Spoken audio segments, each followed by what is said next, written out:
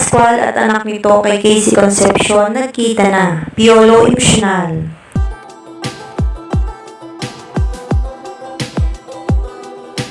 May hindi pa rin pinag-uusapan ngayon online ang kontrobersiya sa pagitan ng aktor at ang pagkakaroon daw ng anak nito sa aktres na si Casey Concepcion, na ayon naman sa balita ay handa niya itong panagutan at sustentuhan.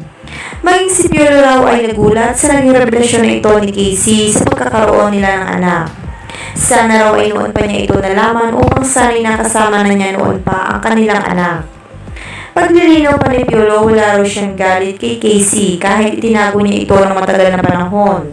Dahil nauunawaan niya ang naging dahilan ni Casey bakit niya ito nagawa sa kanya at sa kanyang anak ang itago ang katotohanan. Sa ngayon daw ay nag-uusap na sila tungkol dito at ang importante raw ay nagkakaunawaan sila sa kung ano na ang mangyayari ngayong alam na niya ng buong katotohanan. Dagdag pa ni Piolo, hinihiling na lang daw niya ngayon ay ang makasama ang anak upang makabawi sa mga panahon na di sila magkasama at may paramdam sa anak kung gaano niya ito kamahal.